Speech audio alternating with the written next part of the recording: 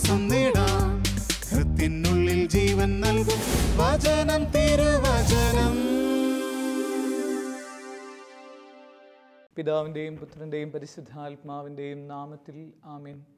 നമുക്കും അവനോടൊപ്പം പോയി മരിക്കാമെന്ന് സധൈര്യം പ്രഘോഷിക്കുകയും ക്രിസ്തുവിനോട് ചേർന്ന് നിന്ന് അനേകർക്ക് അനുഗ്രഹമായി തീരാൻ ഇടവരുത്തുകയും ചെയ്ത മാർത്തോമാ ശ്ലീഹായെ ഓർത്ത് പ്രാർത്ഥിക്കുന്ന ഇന്നേ ദിവസം ആ വിശുദ്ധനെ ലോകത്തിന് നൽകിയതിന് പിതാവായ ദൈവമേ, ഞങ്ങൾ അങ്ങേക്ക് നന്ദി പറയുന്നു. മാർത്തോമാ ശ്ലീഹായുടെ ചില ജീവിത ചിന്തകളിലൂടെ കടന്നു പോകാനും അങ്ങനെ ഈശോയെ കൂടുതൽ അനുധാവനം ചെയ്യുവാനും ഞങ്ങളെ ഓരോരുത്തരെയും ശക്തിപ്പെടുത്തുന്നവേ. ഈ തിരുവചന ധ്യാനം ശ്രവിക്കുന്ന എല്ലാവരുടെയും ജീവിതത്തിൽ ഒരു പുതിയ ഉണർവിന് അവിടുന്ന് കാരണമാക്കി മാറ്റണമേ എന്ന് പ്രാർത്ഥിക്കുന്നു. ആമീൻ. വിശുദ്ധ മാർക്കോസ് അറിയിച്ച നമ്മുടെ കർത്താവ് ഈശോ മിശിഹായുടെ പരിശുദ്ധ സുവിശേഷം അധ്യായം 7, 1 മുതലുള്ള തിരുവചനങ്ങൾ.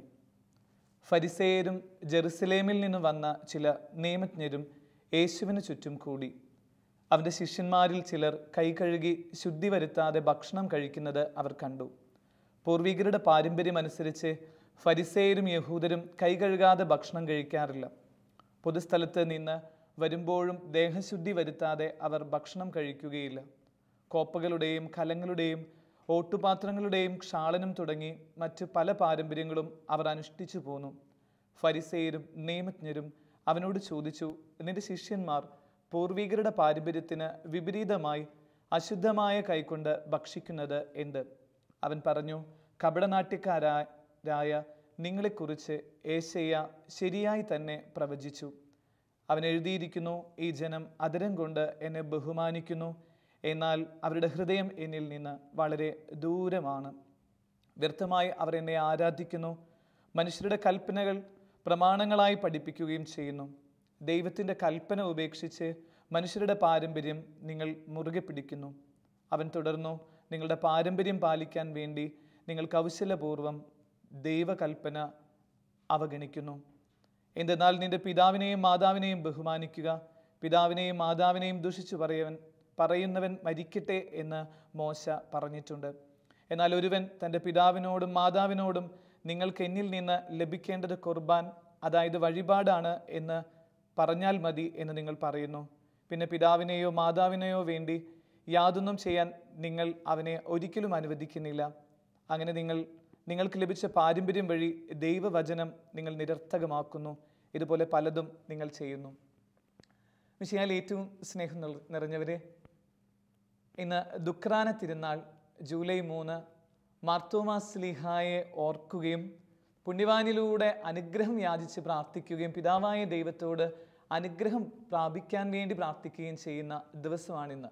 ഈ ദിവസത്തിൻ്റെ മംഗളങ്ങൾ ഏവർക്കും ഏറ്റവും സ്നേഹത്തോടുകൂടെ പ്രാർത്ഥിക്കുകയും ആശംസിക്കുകയും ചെയ്യുകയാണ്.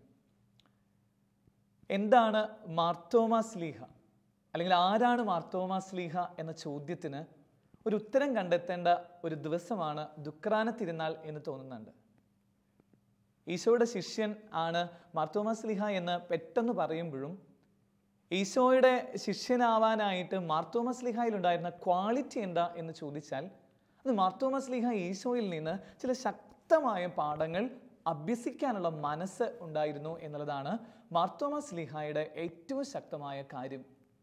ഈശോയിൽ നിന്ന് ഒത്തിരിയേറെ കാര്യങ്ങൾ അഭ്യസിച്ചവരായിരുന്നു ശിഷ്യന്മാരെല്ലാവരും.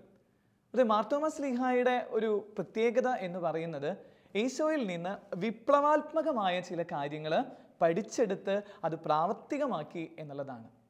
അതൊരു ജനനന്മയ്ക്ക് വേണ്ടി, ഒരു മൂല്യത്തിന് വേണ്ടി നിലകൊള്ളാനുള്ള ഒരു ശക്തമായ ഉണർത്തുപാട്ടായിരുന്നു മാർത്തോമാ ശ്ലീഹായുടെ ജീവിതം എന്നാണ് ചരിത്രം നമ്മളെ ഓർമ്മിപ്പിക്കുന്നത്.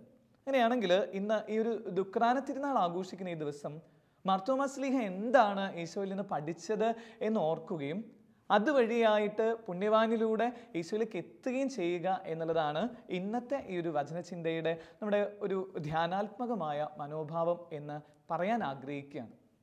മാർത്തോമാ ശ്ലീഹ ഈശോയിൽ നിന്ന് ശക്തമായി അഭ്യസിച്ച ആദ്യത്തെയും ഏറ്റവും പ്രധാനപ്പെട്ടതുമായ പാഠം എന്ന് പറയുന്നത് അനാവശ്യമായ പാരമ്പര്യങ്ങളെ അവഗണിക്കാനുള്ള കഴിവ് നേടിയിരുന്നു എന്നുള്ളതാണ്. ഈശോയുടെ ജീവചരിത്രം നോക്കിക്കഴിഞ്ഞാൽ അറിയാം, ഈശോ വളർന്നു വന്ന സാഹചര്യമൊക്കെ ഒരുപാട് അനാവശ്യ പാരമ്പര്യങ്ങൾ കൊണ്ട് നടന്നിരുന്ന ഒരു കാലഘട്ടത്തിലാണ് ഈശോ ജീവിച്ചിട്ടുണ്ടായിരുന്നത്. ഒത്തിരിയേറെ പാരമ്പര്യങ്ങൾ, വ്യർത്ഥമായ പാരമ്പര്യങ്ങൾ കാത്തു സൂക്ഷിച്ചിരുന്ന ഒരു നാട്ടിൽ. ഈശോയുടെ ജീവചരിത്രം പരിശോധിക്കുമ്പോൾ മുഴുവൻ നമ്മൾ കാണുന്നുണ്ട് അത്തരം അനാവശ്യമായ പാരമ്പര്യങ്ങളെ ഒക്കെ ഈശോ തകർത്ത് കളഞ്ഞ് ഒരു പുതിയ ലോക നിയമം, ഒരു സ്നേഹത്തിൻ്റെ നിയമം കൊണ്ടുവന്നിരുന്നു എന്നതാണ് ഈശോയുടെ മഹത്വം. ഈ ഈശോയിൽ നിന്ന് അതേ ക്വാളിറ്റി സ്വന്തമാക്കിയ ഒരു ശിഷ്യനാണ് തോമാസ് ശ്ലീഹ എന്നുള്ളതാണ് ഈ ദുഃഖ്രാന തിരുനാളിൽ നമ്മൾ ആദ്യമായിട്ട് മനസ്സിലാക്കേണ്ട ഒരു യാഥാർത്ഥ്യം.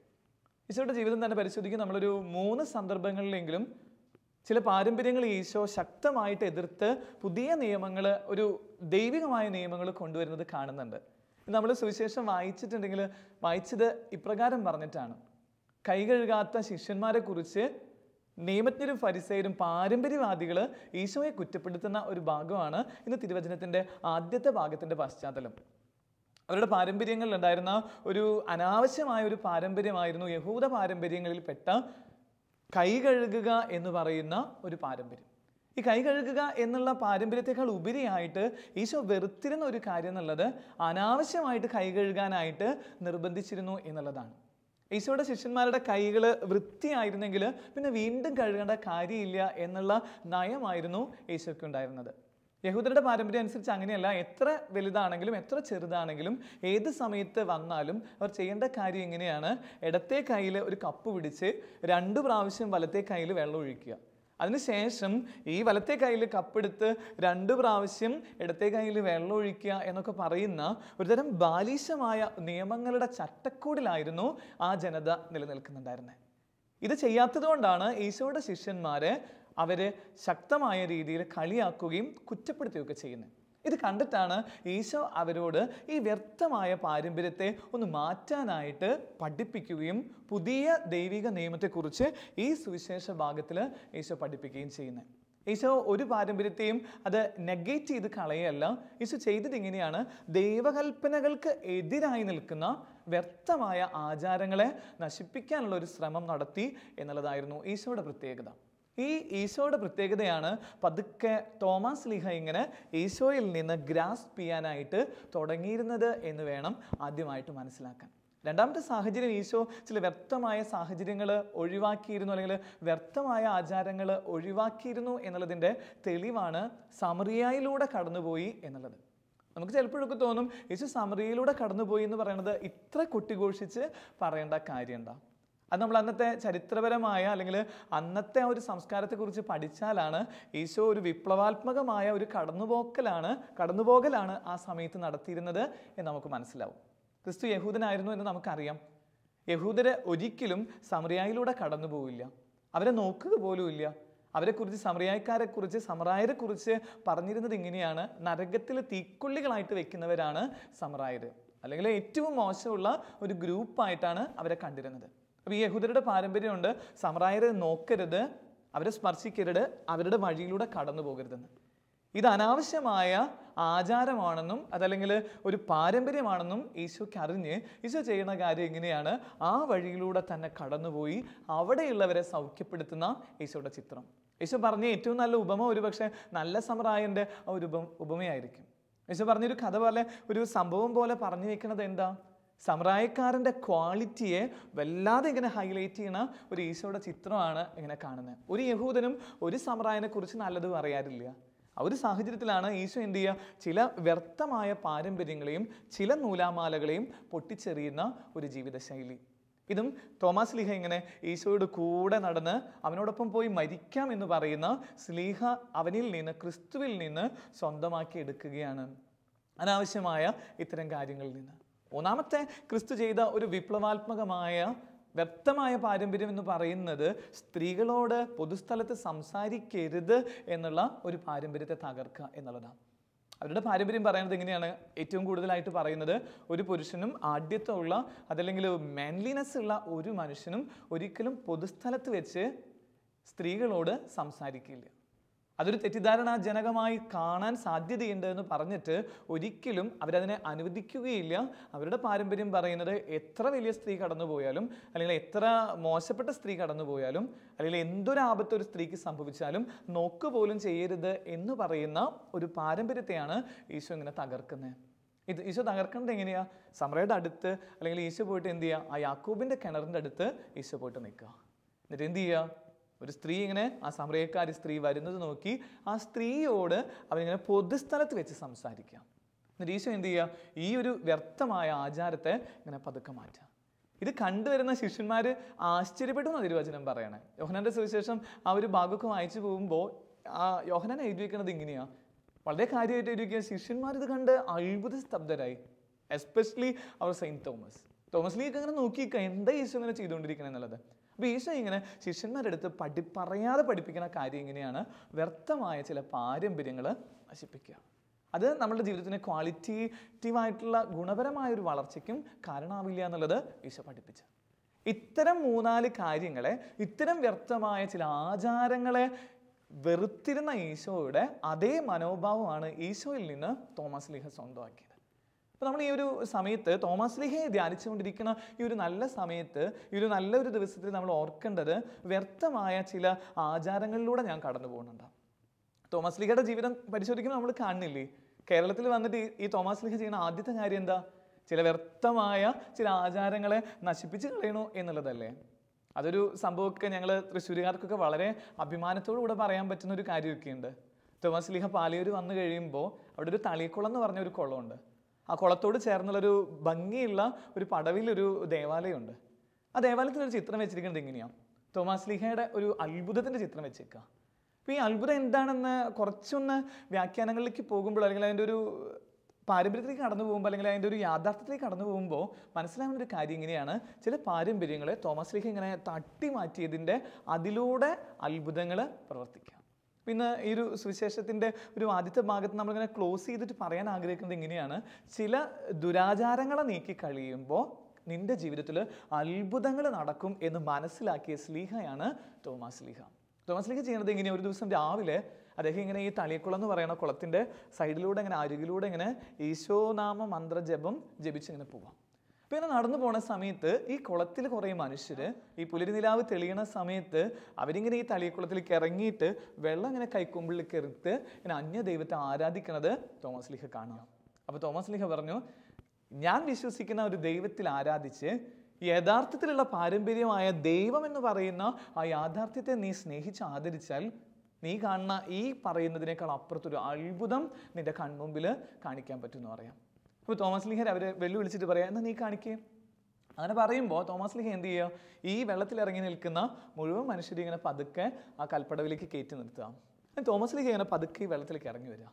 ഈ തളിക്കുളത്തിലേക്ക് ഇറങ്ങി വന്നതിന് ശേഷം സ്ലീഹ ചെയ്യുന്ന കാര്യം ഇങ്ങനെയാണ്, ഒരു കൈക്കുമ്പിൾ ഇങ്ങനെ വെള്ളം എടുത്തിട്ട് ഈശോയുടെ അടുത്ത് പ്രാർത്ഥിക്കുന്നത് എങ്ങനെയാണ്? എൻ്റെ ഈശോയെ, എല്ലാ ദുരാചാരങ്ങളും, എല്ലാ അന്ധവിശ്വാസങ്ങളും, എല്ലാ വ്യർത്ഥമായ പാരമ്പര്യങ്ങളും മാറ്റുന്ന നിന്റെ യഥാർത്ഥത്തിലുള്ള ശക്തി ഇവർക്ക് കാണിച്ചു കൊടുക്കണമെന്ന് പറഞ്ഞിട്ട് ഇവർ ഈ വെള്ളം ഇങ്ങനെ കൈക്കുമ്പിളെടുത്ത് ഇദ്ദേഹം ഇങ്ങനെ തോമസ് ലീഹ ഇങ്ങനെ മുകളിലേക്ക് ഇതെറിയുക.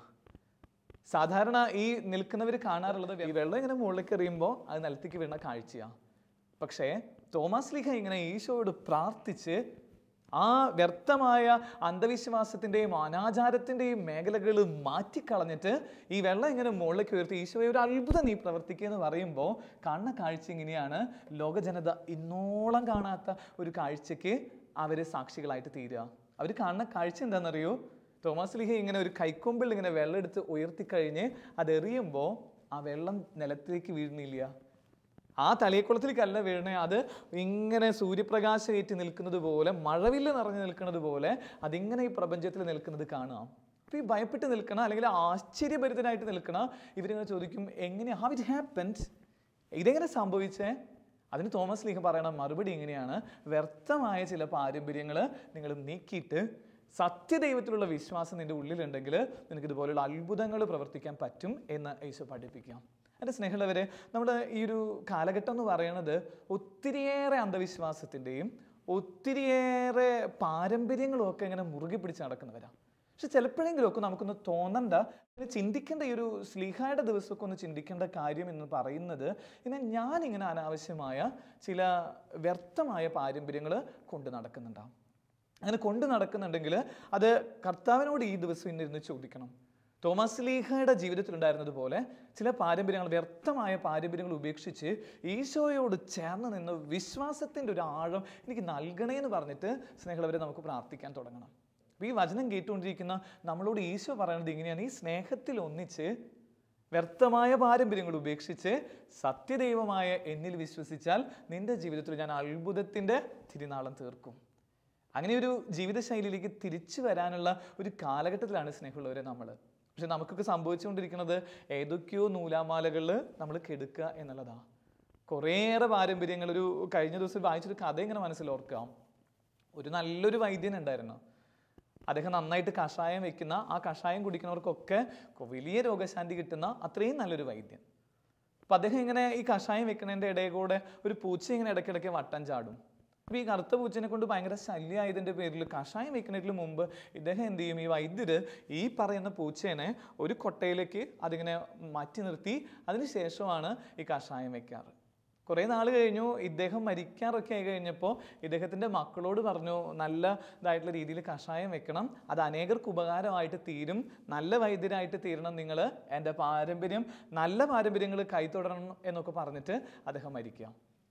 ഇദ്ദേഹത്തിൻ്റെ മക്കൾ നോക്കിക്കഴിയുമ്പോൾ ചെയ്യാൻ ആഗ്രഹിക്കുമ്പോൾ ഈ കഷായം വെക്കുന്നതിൻ്റെ ഒരു പ്രധാനപ്പെട്ട കാര്യമായിട്ട് ഇവർ നോക്കുമ്പോൾ ചെയ്യണത് ഇങ്ങനെയാണ്: ഇവരുടെ അപ്പനായിരുന്ന ഈ വൈദ്യർ ചെയ്യുന്ന കാര്യം ഇങ്ങനെ, കഷായം വെക്കുന്നതിന് മുമ്പ് ഒരു പൂച്ചക്കുട്ടീനെ കൊണ്ട്, ഒരു പൂച്ചേനെ വെച്ച് അതിന് മൂടിയിട്ട് ഒരു കൊട്ട കൊണ്ട് മൂടുന്നത് കാണാറുണ്ട്. ഇവരെന്ത് ചെയ്തു, ഇതതിൻ്റെ ഒരു ഭാഗമാണെന്ന് വിചാരിച്ചിട്ട് ഏതൊക്കെയോ സ്ഥലത്തുനിന്ന് പോയിട്ട് ഒരു പൂച്ചേനെ കൊണ്ടുവന്ന് അതിനൊരു കൊട്ടയിൽ മൂടി വെച്ചതിന് ശേഷം കഷായം ഉണ്ടാക്കി തുടങ്ങുക. യഹൂദർക്ക് നല്ല പാരമ്പര്യങ്ങൾ ഉണ്ടായിരുന്നു. ഈ പാരമ്പര്യങ്ങൾ അവരെന്ത് ചെയ്യുക, ഹൈജാക്ക് ചെയ്യുന്ന രീതിയിൽ മാനുഷികമായ കുറേ പാരമ്പര്യങ്ങൾ അതിനിങ്ങനെ വലയം ചെയ്യുക. അവിടെയാണ് ഈശോ എന്ത് ചെയ്യണത്, ചാട്ടവാറെടുത്ത് അത്തരം ചിട്ടകളെ അല്ലെങ്കിൽ അത്തരം നിയമങ്ങളെ മാറ്റി പിടിക്കുന്നത്. അപ്പം നമുക്കിങ്ങനെ ഓർത്തുകൊണ്ടിരിക്കണം, ക്രിസ്തുവിലേക്ക് എന്നെ വളർത്തുന്ന പാരമ്പര്യമാണോ ഞാൻ പിന്തുടർന്നുകൊണ്ടിരിക്കണേ, അതോ ക്രിസ്തുവിൽ നിന്ന് അകറ്റുന്ന പാരമ്പര്യം? ഇന്ന് സുവിശേഷത്തിൽ കറക്റ്റായിട്ട് പറയുന്നുണ്ട്, വ്യർത്ഥമായവർ എന്നെ ആരാധിക്കുന്നു, മനുഷ്യരുടെ കൽപ്പനകൾ പ്രമാണങ്ങളായി പഠിപ്പിക്കുകയും ചെയ്യുന്നു. അതായത് ദൈവത്തിൻ്റെ കൽപ്പനകളാണ് പഠിപ്പിക്കേണ്ടത്. ഈ ദൈവകൽപ്പനകളുടെ ചുറ്റും പിടിച്ച് അവർ മനുഷ്യരുടെ കൽപ്പനകൾക്ക് ഇങ്ങനെ പ്രാധാന്യം കൊടുക്കുന്ന ഒരവസ്ഥയിലേക്ക് എത്തി എന്ന് പറഞ്ഞിട്ടാണ് ക്രിസ്തു അവരെ കളിയാക്കുകയും കുറ്റപ്പെടുത്തുകയൊക്കെ ചെയ്തത്. നമുക്കിങ്ങനെ ഒരു ദിവസം ഇങ്ങനെ പതുക്കെ ഒന്ന് വൈൻഡപ്പ് ചെയ്യാൻ ആഗ്രഹിക്കുന്നത്, ഈ തോമസ് സ്ലീഹ ചെയ്തതുപോലെ നമുക്ക് നമ്മുടെ ജീവിതത്തിൽ ചെയ്യാനുള്ള കാര്യം ഇങ്ങനെ ഈശോയിൽ നിന്ന് ഇങ്ങനെ ഒരു തലം നമ്മൾ പഠിച്ചെടുക്കണം. വിപ്ലവാത്മകമായ രീതിയിൽ സമൂഹത്തിൻ്റെ നന്മയ്ക്ക് ഉപകാരപ്രദമായ രീതിയിലുള്ള പാരമ്പര്യങ്ങളും അതിനോട് ചേർന്നുള്ള പ്രവർത്തനങ്ങളും കൊണ്ടുവരാനായിട്ട് നമുക്ക് പറ്റണം. ഇവിടെ ഒരിക്കലും നമ്മൾ ചിന്തിക്കരുത് പാരമ്പര്യങ്ങൾ വേണ്ട എന്നല്ല ഈ തിരുവചനത്തിൻ്റെ വ്യാഖ്യാനം മുഴുവൻ. നമുക്കറിയാം, സഭയുടെ പാരമ്പര്യങ്ങളും അതുപോലെ തന്നെ ബൈബിളും ചേർന്നതാണ് ക്രിസ്ത്യാനിറ്റി. ആ പാരമ്പര്യങ്ങളിലുള്ള ഏറ്റവും നല്ല കാര്യങ്ങൾ അത് ഡെവലപ്പ് ചെയ്യാനുള്ള കാര്യങ്ങൾ ഊർജിതമാക്കിയ സ്ലീഹ കൂടിയായിരുന്നു തോമസ് സ്ലീഹ. അതുകൊണ്ടാണ് മാർത്തോമ മാർഗം എന്നൊക്കെ പറഞ്ഞിട്ട് കേരളീയർ, മാർത്തോമ ക്രിസ്ത്യാനികൾ അതിനൊക്കെ വലിയ പ്രാധാന്യം കൊടുത്തിട്ടുള്ളത്. അപ്പോൾ നമുക്കത് നല്ല പാരമ്പര്യങ്ങൾ പിന്തുടരാനും അനാവശ്യമായ ചില വ്യർത്ഥമായ പാരമ്പര്യങ്ങൾ നീക്കം ചെയ്യാനുമായിട്ട് നമ്മളെക്കൊണ്ട് കഴിയുന്ന രീതിയിൽ നമുക്ക് തുനിയാനായിട്ട് പറ്റണം എന്നുള്ളത്.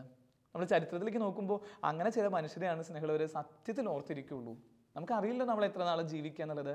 അപ്പോൾ നമുക്ക് ജീവിക്കുമ്പോൾ വേണ്ട ഒരു കാര്യം എന്നുള്ളത് ഇങ്ങനെ കുറേ അന്ധവിശ്വാസവും വ്യർത്ഥമായ ആചാരങ്ങളും ഒക്കെ കൊണ്ട് നടക്കാതെ സമൂഹത്തിൻ്റെ നന്മയ്ക്ക് വേണ്ടിയിട്ട് എന്തെങ്കിലുമൊക്കെ ക്രിയാത്മകമായിട്ട് ചെയ്യാൻ പറ്റുമോ? വെറുതെ ഒന്ന് നമ്മുടെ ഭാരതത്തിൻ്റെ കൾച്ചറൊക്കെ നോക്കിയേ. ചില നല്ല കൾച്ചറുകൾക്കൊപ്പം തന്നെ ചില അനാവശ്യമായ രീതികൾ നടന്നിട്ടുണ്ടായിരുന്നു നമ്മുടെയൊക്കെ നാട്ടിൽ. അതിനൊരു ഉദാഹരണമാണ് സതി എന്ന് പറയുന്നത്. ഭർത്താവ് മരിച്ചു കഴിഞ്ഞാൽ ഭാര്യ ചിതയിലേക്ക് ചാടണം എന്ന് പറയുന്ന എത്ര നീചമായ ഒരു സംസ്കാരമായിരുന്നു അവിടെ ഉണ്ടായിരുന്നത്. അതൊരു ശരിക്കും ഒരു അനാചാരമല്ലേ? ഭർത്താവ് മരിച്ചു പോയതിൻ്റെ പേരിൽ ഭാര്യയും അതിനൊപ്പം ചാടി മരിക്കാതെ, അവൾ ചാടുന്നില്ലെങ്കിൽ ആ സമൂഹത്തിലുള്ളവർ കൊണ്ടുപോയിട്ട് അവളെ തട്ടിയിട്ട് കൊല്ലുന്ന ഒരു നിയമം. ഈ നിയമത്തിനെതിരെ പ്രവർത്തിക്കാനുള്ള ഒരു മനസ്സ് ഒരു മനുഷ്യൻ കൊണ്ടുവരിക. രാജാറാം മോഹൻ റോയ് എന്ന് പറയുന്ന ഒരു നവോത്ഥാന നേതാവായിട്ട് വന്ന് അയാൾ എന്ത് ചെയ്യുക, അത് സമൂഹത്തിന് നല്ലതല്ലെന്ന് മനസ്സിലാക്കി അദ്ദേഹം പ്രവർത്തിക്കുക. എന്തോന്ന് തോമസ് സ്ലീഹയുടെ ഏതൊക്കെയോ അടരുകൾ ഈ പറയുന്ന രാജാറാം മോഹൻ റോയുടെ കാര്യത്തിലുണ്ട്. അദ്ദേഹം ചെയ്യുന്ന കാര്യം എന്താ, ഇത് വ്യർത്ഥമായ പാരമ്പര്യമാണ്, അതിനുവേണ്ടി ഞാൻ അധ്വാനിക്കാമെന്ന് പറഞ്ഞിട്ട് ആ ഒരു സതി എന്ന് പറയുന്ന സിസ്റ്റത്തെ നമ്മുടെ നാട്ടിൽ നിന്ന് മാറ്റിക്കളയാം. ഇപ്പം നമുക്ക് ഓരോരുത്തർക്കും ഓരോ ദൗത്യമുണ്ട്. ഇനി മറ്റൊരു കഥാപാത്രം എന്ന് പറയുന്നത് രാമാനുജൻ എന്ന് പറയുന്ന ആളാണ്. നമ്മുടെ അടുത്തുള്ള തമിഴ്നാട്ടിലുള്ള ഈറോഡിൽ ജീവിച്ച മനുഷ്യനാണ്. ഇദ്ദേഹത്തിൻ്റെ ക്വാളിറ്റി എന്തായിരുന്നു എന്നറിയോ? മാത്തമാറ്റിക്സിൽ അത്രയും അഗ്രഗണ്യനായ മനുഷ്യൻ. അപ്പം അതുകൊണ്ട് തന്നെ ലോകം മുഴുവൻ അറിയപ്പെടാനുള്ള സാധ്യത ഈ മനുഷ്യന് വരിക. ഇദ്ദേഹത്തെക്കുറിച്ചുള്ള നാട്ടിൽ ഇദ്ദേഹത്തെക്കുറിച്ചുള്ള പ്രശസ്തി ഇങ്ങനെ ലോകം മുഴുവൻ അറിയാം. ഇപ്പം ഇംഗ്ലണ്ടിലേക്ക് പോകാനുള്ള ഒരു അവസരം ഇദ്ദേഹത്തിന് കിട്ടുക. പക്ഷെ ഇദ്ദേഹത്തിൻ്റെ പാരമ്പര്യത്തിൽ ഒരു കാര്യം ഉണ്ടായിരുന്നു, കടൽ കുറുകെ കടക്കാൻ പാടില്ല. ആ കടൽ കുറുകെ കടക്കുന്നതോടുകൂടി ഇവർ മരിക്കും, അല്ലെങ്കിൽ അത് ചീത്തയായ കാര്യം എന്ന് പറഞ്ഞിട്ട് ഇവരെ പഠിപ്പിച്ചിട്ടുണ്ടായിരുന്ന ഒരു പാരമ്പര്യത്തിൽ നിൽക്കുന്ന ഒരു മനുഷ്യനാണ്. കുറേ നാളൊക്കെ ഇംഗ്ലണ്ടിലേക്ക് പോകാനുള്ള ഒരു അവസരം കിട്ടി കഴിഞ്ഞ് കഴിഞ്ഞപ്പോൾ ഇദ്ദേഹം അങ്ങനെ ചെയ്യുന്നില്ല, രാമാനുജൻ പോണില്ല. പിന്നീട് അദ്ദേഹത്തിന് മനസ്സിലാവാണ് ഈ പറയുന്ന പാരമ്പര്യങ്ങളെന്ന് പറയുന്നത് നല്ലതല്ല, ഒരു സമൂഹത്തിൻ്റെ നന്മയ്ക്ക് ഉപകാരപ്രദമല്ല എന്ന് പറഞ്ഞിട്ട് ഇദ്ദേഹം ചെയ്യുന്നത് എന്താ? ഇദ്ദേഹം പതുക്കെ ആ പാരമ്പര്യത്തിന് എതിരായിട്ട് പ്രവർത്തിക്കുക. എതിരെന്ന് പറഞ്ഞാൽ കുറേയും കൂടി നല്ലതായ ഒരവസ്ഥയിലേക്ക് അദ്ദേഹം പറഞ്ഞു, ഞാൻ പോകാൻ തയ്യാറാണ്. എന്നിട്ട് ഇദ്ദേഹം ചെയ്യുന്നത് എന്ത് ചെയ്യുക? ഈ പറയുന്ന കടൽ കടന്ന് ഇദ്ദേഹത്തിൻ്റെ ഈ പാരമ്പര്യത്തിൻ്റെ ദുർപാരമ്പര്യങ്ങളുടെ അതിൻ്റെ മുകളിലൂടെ അദ്ദേഹം കടന്ന് ഇംഗ്ലണ്ടിലെത്തുക. അവിടെ എത്തിക്കഴിഞ്ഞ് ഡോക്ടറേറ്റ് കിട്ടുന്ന രീതിയിൽ അവിടുത്തെ അറിയപ്പെടുന്ന രീതിയിലുള്ള ഒരു മനുഷ്യനായിട്ട് ഈ പറയുന്ന ഇദ്ദേഹം ഇങ്ങനെ മാറി വരിക. അപ്പോൾ സ്നേഹമുള്ളവരെ, ഇതാണൊരു വിപ്ലവാത്മകമായ പാരമ്പര്യത്തിലൂടെ കടന്നു പോകുന്ന ചില മനുഷ്യർ. അപ്പോൾ നമ്മൾ അങ്ങനെയാണെങ്കിൽ ഈ ഒരു തിരുവചന ധ്യാനം ഇങ്ങനെ പതുക്കെ ഒന്ന് അവസാനിപ്പിക്കാൻ ആഗ്രഹിക്കുക. ആരും പോകാത്ത, ഇഷ്ടപ്പെടാത്തൊരു നാടായിരുന്നു ഇന്ത്യ. ആ ഇന്ത്യയിലേക്ക് തോമസ് ലീഹ കടന്നു വന്നത് ഇങ്ങനൊരു കാര്യമായിട്ടാണ്, ഇങ്ങനൊരു ദൗത്യമായിട്ടാണ്. തോമസ് ലീഹനെയൊക്കെ നമ്മൾ ഓർത്തിരിക്കുമ്പോൾ നമ്മുടെയൊക്കെ ഉള്ളിലുണ്ടായിരിക്കേണ്ട ഒരു കാര്യം എന്ന് പറയുന്നത്, ഇങ്ങനെ നമ്മുടെ ഉള്ളിലൊരു തീ ഉണ്ടാവണം. ഈശോയുടെ കയ്യിൽ നിന്ന് കൊളുത്തിയ ദീപം തോമസ് ലീഹ കയ്യിൽ നമുക്ക് നൽകിയിരിക്കുക. അത് വിശ്വാസത്തിൻ്റെ, സ്നേഹത്തിൻ്റെ, അത് മറ്റുള്ളവരിലേക്ക് നന്മ ചെയ്യുന്നതിൻ്റെ ഒരു തിരുനാളമാണ് നമ്മുടെ കയ്യിൽ കിട്ടിയിട്ടുള്ളത്. അതെങ്ങനെയൊക്കെയോ നമ്മൾ ചില അനാവശ്യ പാരമ്പര്യങ്ങൾ എന്നൊക്കെ പറഞ്ഞിട്ട് അത് ഊതിക്കെടുത്തിട്ടുണ്ടെങ്കിൽ ഇനി ഈ ഒരു തിരുവചന ധ്യാനവും ഈ ഒരു മാർ തോമസ് ലീഹയുടെ ദുഃഖ്രാന തിരുനാളും ഒക്കെ നമ്മളോട് ഓർമ്മ ദിവസം എന്ന് പറഞ്ഞുകൊണ്ടിരിക്കുന്ന ഈ ദിവസം നമ്മളോട് പറഞ്ഞുകൊണ്ടിരിക്കുന്നത് ഇങ്ങനെയുള്ള ചില കാര്യങ്ങൾ നമുക്ക് മാറ്റാൻ പറ്റണം. ഇങ്ങനെ മാറ്റിയതിന് ശേഷം പുതിയ നല്ല തീരുമാനങ്ങളിലേക്ക് കൊണ്ടുവരാനായിട്ട് നമുക്ക് പറ്റണം. തോമസ് ലീഹയുടെ ജീവിതം കൊണ്ട് ലോകം നന്നായി എന്ന് പറയുന്ന രീതിയിൽ ഇന്ത്യക്ക് മാറ്റം വരികയല്ലേ? എങ്ങനെ കിടക്കുന്നുണ്ടായിരുന്നതാ? ഇരുളടഞ്ഞു പോയ ഒരു രാജ്യം പോലെ കിടന്നിരുന്ന സ്ഥലത്താണ് തോമസ് ലീഹ വന്ന് ഇതൊരു പ്രകാശത്തിൻ്റെ താഴ്വരയായിട്ട് തീർക്കുന്നത്. അപ്പോൾ നമുക്കൊരു ദൗത്യമുണ്ട്. ഒരു ദുഃഖ്രാന തിരുനാൾ കുറേ വിശ്വാസത്തെക്കുറിച്ചും കുറേ തോമസ് ലീഹായുടെ ശിഷ്യനാണെന്ന് പറഞ്ഞ് മാത്രം ചില പാട്ടുകൾ പാടി ദുഃഖ്രാന തിരുനാൾ രാസകുർബാന ചൊല്ലി അവസാനിപ്പിക്കാനുള്ളത് മാത്രമല്ലത്. ഇതെന്നെയും നമ്മളെയും ചലഞ്ച് ചെയ്യുന്നുണ്ട്. ചില പാരമ്പര്യങ്ങൾ, അനാവശ്യമായ പാരമ്പര്യങ്ങൾ നിന്റെ പ്രവർത്തനങ്ങളിലൂടെ മാറ്റിക്കളയുക. അതിലൂടെ അത്ഭുതങ്ങൾ ലോകത്തിൽ സംഭവിക്കുമെന്ന് ലോകത്തെ പഠിപ്പിക്കുക. നമുക്കൊരു മിനിറ്റ് പ്രാർത്ഥിക്കാം. കർത്താവായ ഈശോയെ, തോമസ് ലീഹായെ ഞങ്ങൾക്ക് നൽകിയതിന് ഞങ്ങൾ നന്ദി പറയുന്നു. തോമസ് ലീഹായുടെ ജീവിതത്തിലുണ്ടായിരുന്ന ധീരതയും വിശ്വാസ നിറവും ക്രിയാത്മകമായ രീതിയിൽ പ്രതികരിക്കാനുള്ള ശക്തിയും വ്യർത്ഥമായ പാരമ്പര്യങ്ങളെ തകർത്ത് ദൈവികമായ പാരമ്പര്യങ്ങൾക്ക് ചുക്കാൻ പിടിക്കാനും അദ്ദേഹത്തെ ശക്തിപ്പെടുത്തിയതുപോലെ ഞങ്ങളുടെ ജീവിതത്തിലും ഒരു ധൈര്യത്തോടെ വിശ്വാസത്തോടെ ജീവിക്കാൻ ഈ തിരുനാൾ ഞങ്ങളെ സഹായിക്കുമാറാകട്ടെ. ഏറ്റവും പിതാവും പുത്രനും പരിശുദ്ധാത്മാവുമായ സർവേശ്വര എന്നേക്കും ആമേൻ.